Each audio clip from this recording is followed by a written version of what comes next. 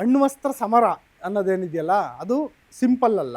ಇದು ಇಡೀ ವಿಶ್ವವನ್ನು ಇವತ್ತು ಕಾಡ್ತಿರೋ ಅಂಥ, ಇಡೀ ವಿಶ್ವಕ್ಕೆ ಕೆಲವು ರಾಷ್ಟ್ರಗಳಿಗೆ ಭದ್ರತೆ ಕೊಟ್ಟಿರೋಂಥ, ಕೆಲವು ರಾಷ್ಟ್ರಗಳಿಗೆ ಅಭದ್ರತೆ ಸೃಷ್ಟಿ ಮಾಡಿರೋಂಥ ಒಂದು ದೊಡ್ಡ ಮಟ್ಟದ ಅಣ್ವಸ್ತ್ರ ಸಮರ ಅದು. ಏನು ಅಣ್ವಸ್ತ್ರ ಸಮರ ಅಂದರೆ ಯಾರ ಮೇಲೆ ಹೋಗಿ ಇನ್ನೂ ಬಾಂಬ್ ಹಾಕಿಲ್ಲ. ಅಮೇರಿಕ ಹಾಕಿದ್ದಷ್ಟೇ 1945ರಲ್ಲಿ ಹಿರೋಶಿಮಾ ನಾಗಸಾಕಿ ಮೇಲೆ. ಆ ನಂತರ ಯಾರೂ ಅಣ್ವಸ್ತ್ರ ಪ್ರಯೋಗ ಮಾಡಿಲ್ಲ. ಆದರೆ ಅಣ್ವಸ್ತ್ರ ಸಂಪಾದನೆ ಮಾಡ್ಕೊಳಕ್ಕೆ ನಡೀತಿದೆಯಲ್ಲ ಯುದ್ಧ, ಆ ಯುದ್ಧ ಭಾರಿ ಇಂಟ್ರೆಸ್ಟಿಂಗ್ ಆಗಿದೆ. ಅದನ್ನು ಒಂದೊಂದಾಗಿ ಹೇಳ್ತಾ ಹೋಗ್ತೀನಿ. ಮೊದಲಿಗೆ ದಕ್ಷಿಣ ಆಫ್ರಿಕಾ ಏನಿದೆಯಲ್ಲ, ಈ ದಕ್ಷಿಣ ಆಫ್ರಿಕಾ 1970 ಮತ್ತು 80ರ ದಶಕದಲ್ಲಿ ಏನೊಂದು 6 ಅಣುಬಾಂಬ್ಗಳನ್ನು ತಯಾರಿ ಮಾಡಿಬಿಟ್ಟಿತ್ತು ದಕ್ಷಿಣ ಆಫ್ರಿಕಾ. ಆದರೆ 1989 ಮತ್ತು 93ರಲ್ಲಿ ಅದನ್ನು ನಾಶ ಮಾಡ್ತು. ಏನಕ್ಕೆ? ಆ ಕಾರಣ ನಾನು ನಿಮ್ಗೆ ನಂತರ ಹೇಳ್ತೀನಿ. ಆ ಕಾರಣ ಏನಕ್ಕೆ ಅಂದರೆ, ಕಾರಣ ಏನಕ್ಕೆ ಮುಖ್ಯ ಅಂದರೆ, ಅಣ್ವಸ್ತ್ರಗಳನ್ನು ಕೈಬಿಟ್ಟ ಸಾಲಿಗೆ ಇರಾನ್ ಸೇರುತ್ತಾ ಅಥವಾ ಆ ಅಣ್ವಸ್ತ್ರ ತಯಾರಿ ಇರಾನ್ ಯಾಕೆ ಮಾಡಬಾರ್ದು ಅನ್ನೋದಕ್ಕೆ ಕೂಡ ರೀಸನ್ ಅದು. ಅಂಥದ್ರಲ್ಲಿ ದಕ್ಷಿಣ ಆಫ್ರಿಕಾ 6 ಅಣುಬಾಂಬ್ ತಯಾರಿ ಮಾಡಿ ಅದನ್ನು ನಾಶ ಮಾಡಿದ್ಯಾಕೆ, ಅದು ರೀಸನ್ನ ನಾನು ಮುಂದಿನ ಸ್ಲೈಡ್ಗಳಲ್ಲಿ ಹೇಳ್ತೀನಿ ವೀಕ್ಷಕರೇ. ಇನ್ನು ದಕ್ಷಿಣ ಆಫ್ರಿಕಾ ರೀತಿಯಲ್ಲೇ ಅಣ್ವಸ್ತ್ರ ಕೈಬಿಟ್ಟ ರಾಷ್ಟ್ರಗಳು ಯಾವುದು, ಅದರಲ್ಲೂ ಉಕ್ರೇನ್ ಕೂಡ. ಈಗೇನು ರಷ್ಯಾ ಉಕ್ರೇನ್ ಯುದ್ಧ ನಡೀತಾ ಇದೆ, ಉಕ್ರೇನ್ ಆವಾಗ ಸೋವಿಯತ್ ರಷ್ಯಾದ ಭಾಗ ಆಗಿತ್ತು. ಆ ಸಂದರ್ಭದಲ್ಲಿ ಉಕ್ರೇನ್ ಪ್ರಾಂತ್ಯದಲ್ಲೂ ಕೂಡ ಏನೊಂದು ಅಣುಬಾಂಬ್ಗಳಿದ್ದವು. 1994ರಲ್ಲಿ ಬುಡಾಪೆಸ್ಟ್ ಮೆಮೊರೆಂಡಮ್ ಏನಾಯಿತು, ಆ ಮೆಮೊರೆಂಡಮ್ಗೆ ಸಹಿ ಹಾಕಿದ ನಂತರ ತನ್ನ ಬಳಿ ಇದ್ದ 5,000ಕ್ಕೂ ಹೆಚ್ಚು ಅಣ್ವಸ್ತ್ರ ಸಿಡಿತಲೆಗಳೇನಿತ್ತು, ಅಂದರೆ ವಾರೆಡ್ಸ್ ಏನಿತ್ತು, ಅದನ್ನು ರಷ್ಯಾಗೆ ಹಸ್ತಾಂತರ ಮಾಡ್ತು ಉಕ್ರೇನ್. ಏನಕ್ಕೆ ಹಸ್ತಾಂತರ ಮಾಡ್ತು ಅದ್ರ ಬಗ್ಗೆನೂ ಮುಂದಿನ ಸ್ಲೈಡ್ಗಳಲ್ಲಿ ತಿಳ್ಕೊಳ್ಳೋಣ. ಅದೇ ರೀತಿ ಕಜಕಿಸ್ತಾನ, ಇದು ಕೂಡ ಒಂದು ಕಾಲದಲ್ಲಿ ಸೋವಿಯತ್ ರಷ್ಯಾದ ಭಾಗನೇ ಆಗಿತ್ತು. ಇದು ಕೂಡ 1991ರಲ್ಲಿ ಒಂದು ಬುಡಾಪೆಸ್ಟ್ ಒಪ್ಪಂದಕ್ಕೆ ಸಹಿ ಆಗ್ತು. ಇದ್ರ ಬಳಿ 1400ಕ್ಕೂ ಹೆಚ್ಚು ಅಣ್ವಸ್ತ್ರ ಸಿಡಿತಲೆ ಇತ್ತು, ಅದನ್ನು ಹಸ್ತಾಂತರ ಮಾಡ್ತು. ಇದೇ ರೀತಿ ಬೆಲಾರೂಸ್ ಏನಿದೆ, ಈಗ ನೀವು ಈ ಉಕ್ರೇನ್ ವಾರ್ ವಿಚಾರದಲ್ಲಿ ಬೆಲಾರೂಸ್ ಅನ್ನೋ ಪ್ರಾಂತ್ಯದ ಬಗ್ಗೆ ಕೇಳಿರ್ಬೋದು. ರಷ್ಯಾದ ಒಂದು ಪ್ರಾಂತ್ಯ ಆಗಿತ್ತು ಬೆಲಾರೂಸ್. ಈ ಏನೊಂದು ರಷ್ಯಾ ಯುಕ್ರೇನ್ ಯುದ್ಧ ಶುರುವಾದ್ಮೇಲೆ ಬೆಲಾರೂಸ್ ಪ್ರಾಂತ್ಯವನ್ನು ರಷ್ಯಾ ಈಗ ಮರು ಆಕ್ರಮಣ ಮಾಡ್ಕೊಂಡಿದೆ.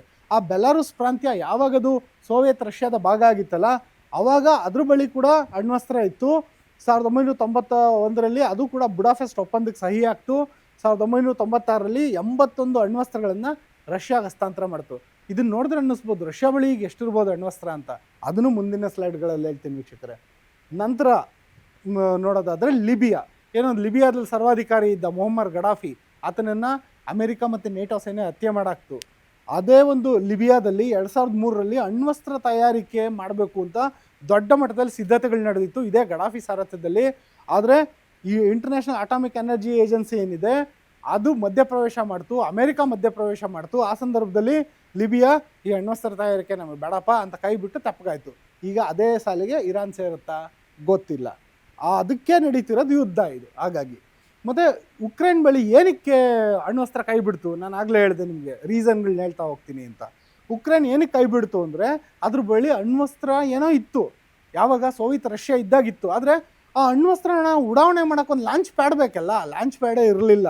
ಜೊತೆಗೆ ಅದೊಂದು ತಂತ್ರಜ್ಞಾನನೇ ರಷ್ಯಾದಾಗಿರೋದ್ರಿಂದ ಸೋವಿಯತ್ ರಷ್ಯಾ ವಿಭಜನೆ ಬಳಿಕ ಆ ತಂತ್ರಜ್ಞಾನಗಳೆಲ್ಲ ಅತಿ ದೊಡ್ಡ ದೇಶ ರಷ್ಯಾ ಬಳಿ ಇತ್ತು.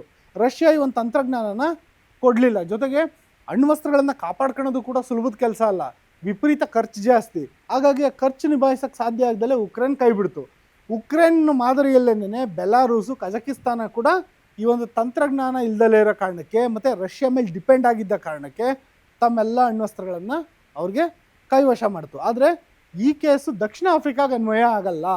ಏನಕ್ಕೆ ಅಂದರೆ ದಕ್ಷಿಣ ಆಫ್ರಿಕಾದಲ್ಲಿ ಅದರಲ್ಲೂ ಅಂಗೋಲಾ ಅನ್ನೋ ಪ್ರಾಂತ್ಯ ಏನಿದೆ ಅಲ್ಲಿ ಮತ್ತು ಬೇರೆ ಬೇರೆ ಕಡೆ ಒಂದು ಶಸ್ತ್ರಸಜ್ಜಿತವಾಗಿರುವಂಥ ಒಂದು ಆಂತರಿಕ ದಂಗೆ ಇತ್ತು, ಬಂಡುಕೋರರ ಹಾವಳಿ ಇತ್ತು. ಹಂಗಾಗಿ ಏನು ಮಾಡ್ತು, ಒಂದು ವೇಳೆ ಏನಾದರೂ ಇಲ್ಲಿ ಬಂಡುಕೋರರ ಹಾವಳಿ ಹೆಚ್ಚಾಗ್ಬಿಟ್ರೆ ಆವಾಗ ಅಣ್ವಸ್ತ್ರಗಳು ಅವ್ರ ಕೈಲಿ ಸಿಕ್ಬಿಡ್ಬೋದು ಅನ್ನೋ ಕಾರಣಕ್ಕೆ ಈ ಒಂದು ತನ್ನಲ್ಲಿದ್ದ ಅಣ್ವಸ್ತ್ರಗಳನ್ನು ದಕ್ಷಿಣ ಆಫ್ರಿಕಾ ತಾನೇ ಅದನ್ನು ನಿರ್ನಾಮ ಮಾಡ್ಕೊತು. ಮತ್ತು ಇದೇ ರೀತಿಯಾದಂತಹ ಒಂದು ಅಣ್ವಸ್ತ್ರ ತಯಾರಿಕೆ ಇರಾಕಲ್ಲಿ ಅಣ್ವಸ್ತ್ರ ತಯಾರಿಕೆ ಮಾಡ್ತಿದ್ದಾರೆ, ಸಮೂಹನಾಶಕ ಶಸ್ತ್ರಾಸ್ತ್ರ ತಯಾರಿ ಮಾಡ್ತಿದ್ದಾರೆ ಅನ್ನೋ ಕಾರಣಕ್ಕೆ ಸದ್ದಾಮ್ ಹುಸೇನ್ನ ಅಮೆರಿಕ ಮುಗಿಸ್ತು. ಇನ್ನು ಇರಾನ್ ಮೇಲೆ ಇವಾಗ ಯುದ್ಧ ಸಾರಿರೋದಕ್ಕೂ ಅದೇ ಮುಖ್ಯ ಕಾರಣ. ಇನ್ನು ಉತ್ತರ ಕೊರಿಯಾ ಬಳಿ ಯಾರು ಕಿಮ್ ಜಾಂಗ್ ಉನ್ ಇದ್ದಾನಲ್ಲ, ಆತ ದಕ್ಷಿಣ ಕೊರಿಯಾ ಮೇಲೆ, ಜಪಾನ್ ಮೇಲೆ ಅವಾಗವಾಗ ಒಂದು ಕ್ಷಿಪಣಿಗಳನ್ನ ಬಿಡ್ತಾ ಇರ್ತಾನಲ್ಲ, ಆತನ ಬಳಿ ಕೂಡ ಒಂದು ಅಣ್ವಸ್ತ್ರ ಇದೆ ಅಂತ ಹೇಳಲಾಗ್ತಾ ಇದೆ. ಜೊತೆಗೆ ಅಲ್ಲಿ ಅಣ್ವಸ್ತ್ರ ಅಭಿವೃದ್ಧಿ ಕಾರ್ಯಕ್ರಮ ಜಾರಿನಲ್ಲಿದೆ ಅನ್ನೋ ಮಾಹಿತಿ ಇದೆ. ಇರಾಕ್ದೇನೋ ಕತೆ ಮುಗೀತು, ಇರಾನ್ ಈಗ ಕತೆ ಮುಗಿಸೋ ಹಂತದಲ್ಲಿದೆ ಅಮೆರಿಕ. ಇನ್ನು ಉತ್ತರ ಕೊರಿಯಾ ಕತೆ ಏನಾಗುತ್ತೆ ಅದು ಮುಂದಿನ ದಿನಗಳಲ್ಲಿ ನೋಡಬೇಕು. ಇನ್ನು ಈ ಒಂದು ಭಾರತ ಪಾಕಿಸ್ತಾನ ಇದೆಯಲ್ಲ, ನಮ್ಮಲ್ಲಿ ಅಣ್ವಸ್ತ್ರ ಇದೆ ಅಂತ ನಾವು ಒಪ್ಕೊಂಡಿದ್ದೀವಿ. ಇನ್ನು ಪಾಕಿಸ್ತಾನ ಇದೆಯಲ್ಲ, ಪಾಕಿಸ್ತಾನ ಕೂಡ ಒಪ್ಕೊಂಡಿದೆ, ಹೌದು ನಮ್ಮ ಹತ್ರ ಅಣ್ವಸ್ತ್ರ ಇದೆ ಅಂತ. ಆದರೆ ಇಸ್ರೇಲ್ ಬಳಿ ಕೂಡ ಅಣ್ವಸ್ತ್ರ ಇದೆ, ಆದರೆ ಅದು ಒಪ್ಕೊಂಡಿಲ್ಲ. ಈ ರೀತಿ ಒಪ್ಕೊಂಡಿರೋಂಥ ರಾಷ್ಟ್ರಗಳು ಯಾವುದಾದ್ರು, ಅದರಲ್ಲೂ ಅಣ್ವಸ್ತ್ರ ಅತಿ ಹೆಚ್ಚಾಗಿರೋ ರಾಷ್ಟ್ರಗಳು ಯಾವುದಾದ್ರು ಅಂದರೆ ನೀವಿಲ್ಲಿ ಗಮನಿಸ್ಬೋದು, ಅಮೇರಿಕಾ ಬಳಿ 5177 ಅಣ್ವಸ್ತ್ರಗಳಿದ್ದಾವೆ ಅಂತೇಳ್ಬಿಟ್ಟು ಕಂಡು ಬಂದಿದೆ. ಜೊತೆಗೆ ಇನ್ನು ಯುನೈಟೆಡ್ ಕಿಂಗ್ಡಮ್ ಇದೆಯಲ್ಲ, ಬ್ರಿಟನ್ ಬಳಿ 2225 ಕೇವಲ 225 ಅಣ್ವಸ್ತ್ರ ಇದೆ ಅನ್ನೋ ಮಾಹಿತಿ ಇದೆ. ಇನ್ನು ಫ್ರಾನ್ಸ್ ಬಳಿ 290 ಅಣ್ವಸ್ತ್ರಗಳಿದ್ದಾವೆ ಅನ್ನೋ ಮಾಹಿತಿ ಇದೆ. ಇನ್ನು ಇಸ್ರೇಲ್ ಇದೆಯಲ್ಲ, ಇಸ್ರೇಲ್ ಬಳಿ 90 ಅಣ್ವಸ್ತ್ರಗಳಿದೆ, ಅಂದರೆ ಅದಿನ್ನೂ ಒಪ್ಕೊಂಡಿಲ್ಲ, ಆದರೆ ಇದೆ ಅನ್ನೋ ಮಾಹಿತಿ ಇದೆ.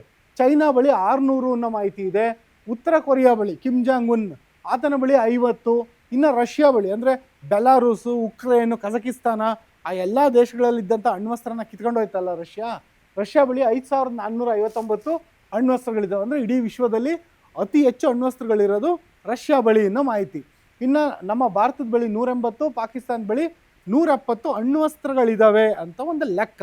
ಈ ಲೆಕ್ಕಗಳೇನೇ ಇರಲಿ, ಈ ಒಂದು ಅಮೇರಿಕಾ ಬಳಿ ಮತ್ತು ರಷ್ಯಾ ಬಳಿ ಇರೋಂಥ ಅಣ್ವಸ್ತ್ರಗಳು ಅದರ ಒಂದು ಗಾತ್ರ ಸಾಮರ್ಥ್ಯ ನೋಡಿದ್ರೆ ಇಡೀ ವಿಶ್ವವನ್ನು ಹಲವು ಬಾರಿ, ಇಡೀ ಭೂಮಿಯನ್ನು ಹಲವು ಬಾರಿ ಧ್ವಂಸ ಮಾಡೋಂಥ ಸಾಮರ್ಥ್ಯ ಅವುಗಳಲ್ಲಿರೋ ಅಣ್ವಸ್ತ್ರಗಳ ಬಳಿ ಇದೆ.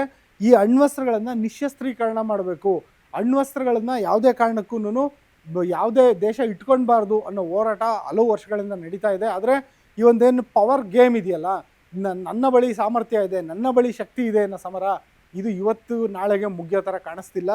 ಸದ್ಯಕ್ಕೆ ಇರಾನ್ ಅಣ್ವಸ್ತ್ರ ಮುಕ್ತ ಆಗಬೇಕು, ಇರಾನಲ್ಲಿ ಅಣ್ವಸ್ತ್ರನೇ ತಯಾರಾಗಬೇಕು ಅಂತ ಬಯಸ್ತಾ ಇರೋ ಅಮೇರಿಕಾ ಬಳಿನೇ 5000ಕ್ಕೂ ಚಿಲ್ಲರೆ ಇದೆ.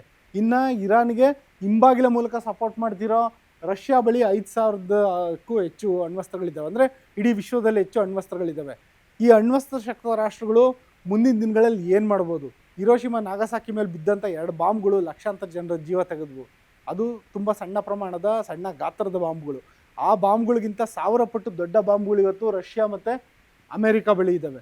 ಈ ದೇಶಗಳು, ಈ ಟ್ರಂಪ್ನಂಥ ಹುಚ್ಚುದೊರೆಗಳು ಇನ್ನಷ್ಟು ಮುಂದಿನ ದಿನಗಳು ಕಂಡು ಬಂದರೆ ಪ್ರಪಂಚ ಏನಾಗ್ಬಿಡ್ಬೋದು, ಆ ಒಂದು ಆತಂಕ ಇದ್ದೇ ಇದೆ. ಜೊತೆಗೆ ವಿಶ್ವಶಾಂತಿಗೆ ಬದ್ಧವಾಗಿರೋಂಥ ನಮ್ಮಂಥ ಭಾರತದಂಥ ದೇಶ ಕೂಡ ಇದೆ. ಜೊತೆಗೆ ಅದ್ರ ಪಕ್ಕದಲ್ಲೇನೆ ಯಾವಾಗ ಅಣ್ವಸ್ತ್ರ ಉಗ್ರಗಾಮಿಗಳ ಪಾಲಾಗುತ್ತೋ ಅನ್ನೋ ಭೀತಿ ಇರೋವಂಥ ಪಾಕಿಸ್ತಾನ ಕೂಡ ಇದೆ. ಹಾಗಾಗಿ ಈ ಒಂದು ಇಡೀ ಜಾಗತಿಕ ರಾಜಕಾರಣ ಈ ಒಂದು ಅಣ್ವಸ್ತ್ರಗಳ ಕಾರಣದಿಂದಾಗಿ ನಿಜಕ್ಕೂ ಒಂದು ರೀತಿಯಾದಂಥ ಡೋಲಾಯಮಾನ ಸ್ಥಿತಿಯಲ್ಲಿದೆ ಅಂದರೆ ತಪ್ಪಾಗೋದಿಲ್ಲ ವೀಕ್ಷಕರೇ.